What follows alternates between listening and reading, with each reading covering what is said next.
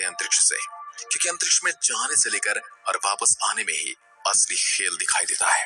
अंतरिक्ष की यात्रा करने के लिए हमें रॉकेट की मदद लेनी पड़ती है, क्योंकि उसके बिना कोई भी अंतरिक्ष में नहीं जा सकता है। इसके अलावा स्पेसक्राफ्ट से भी अंतरिक्ष में जाया जा सकता है। अब इसका मतलब ये बिल्कुल भी नहीं है कि ये दोनों एक ही हैं, क्योंकि दोनों अलग अलग होते हैं। क्योंकि स्पेस में एस्ट्रोनॉट स्पेसक्राफ्ट में बैठकर ट्रैवल करते हैं, जबकि रॉकेट को आप एक टैक्सी से कंपेयर कर सकते हैं।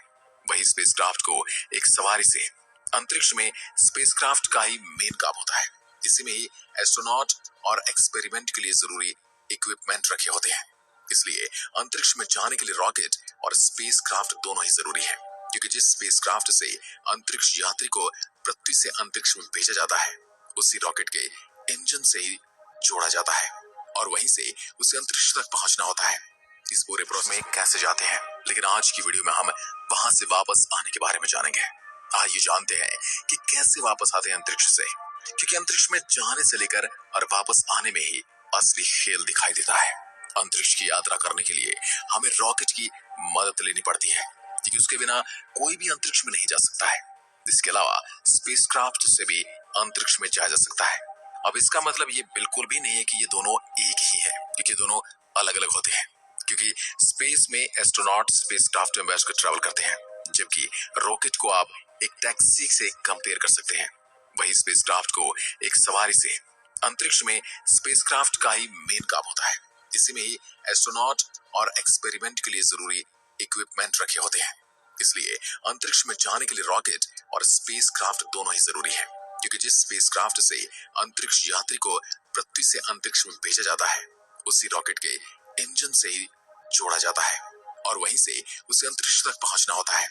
इस पूरे प्रोसेस को ऑफ मोशन कहता है कि हर एक्शन का एक इक्वल एंड अपोजिट रिएक्शन होता है। जैसे हम जब बॉल को जमीन पर उछालते हैं, तो बॉल जिस स्पीड से हमें नीचे मारते हैं, उतनी ही स्पीड से वो वापस ऊपर की ओर उछलती है।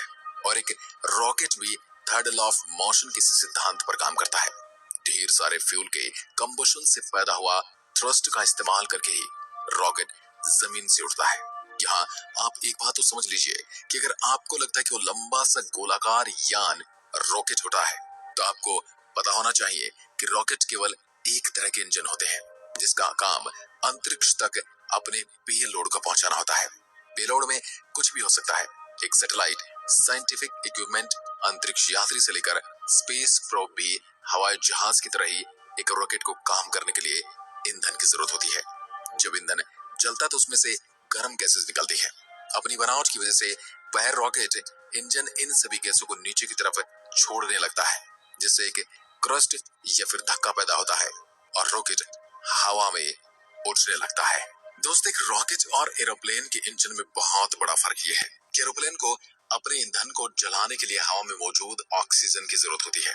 वहीं रॉकेट धरती के वायुमंडल के साथ साथ अंतरिक्ष और बेहद कम दबाव वाली जगह में भी उड़ सकता है, क्योंकि इसका इंजन ईंधन को जलाने के लिए जरूरी ऑक्सीडाइजेस्ट अपने साथ लेकर उड़ता है।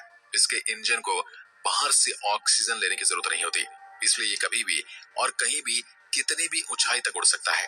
एक रॉकेट इंजन में दो तरह के ईंधन का प्रयोग किया जाता है, लिक्विड ईंधन या फिर सॉलिड ईंधन। लेकिन खास तौर पर एक स्पेस शटल में लिक्विड फ्यूल का ही प्रयोग किया जाता है।